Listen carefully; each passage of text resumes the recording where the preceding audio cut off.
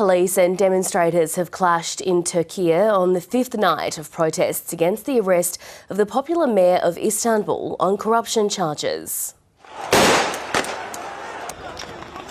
The crowds launched fireworks and threw objects at riot police, who in turn used water cannon to try to quell the unrest. People have taken to the streets after Erkem Imamoglu was detained as part of a long-running investigation. He was jailed on the same day as members of his Republic People's Party, or CHP, streamed into polling stations to elect him as a candidate for a future presidential vote. There is an injustice, lawlessness in the arrest. This incident happened because of the jealousy of the governments and the president, and they brought it to this level. I am very upset. There's no longer just a problem of the Republican People's Party, but a problem of Turkish democracy. We do not accept our rights being so easily usurped. We will fight until the end. This shows us that there is great lawlessness and injustice in Turkiye. If he had committed any crimes, it would not be possible for him to receive this much support from the public. Party officials say almost 15 million votes were cast in support of Mr Imamoglu, with voting opened to non-party members. He was taken to prison after being removed from duty, along with two other district mayors. The 54-year-old has denied the charges against him, describing them as unimaginable accusations and slanders. The party is vowing not to stay silent. By keeping him in prison for 4 days, sending him to court while Turkiye was going to the polls for him, sending him to prison while Turkiye was electing him, President Erdoğan defied not only Mr Imamoglu, but millions and attempted to stage a coup.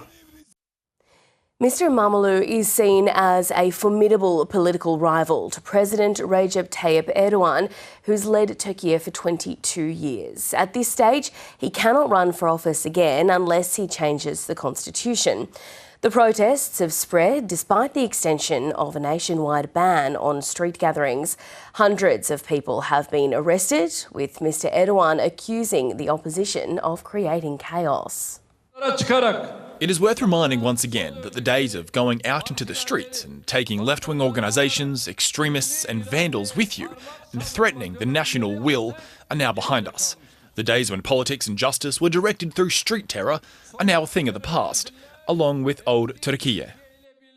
Turkiye's next general election is not scheduled until 2028. 6 of the main opposition party mayors have now been arrested a year after the president's AK party was handed its worst electoral defeat in municipal elections.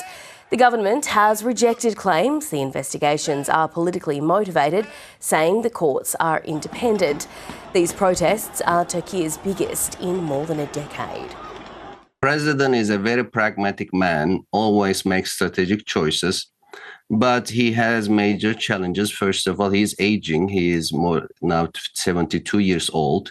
He doesn't have a crown prince. He doesn't know who will be his successor. And economy is now in a crisis. 50% inflation, Turkish lira sharply losing its value. So if Erdoğan increases authoritarianism, economic crisis will be deeper. Turkey needs to go back to rule of law and democracy in order to fix economic crisis. That's Erdoğan's dilemma.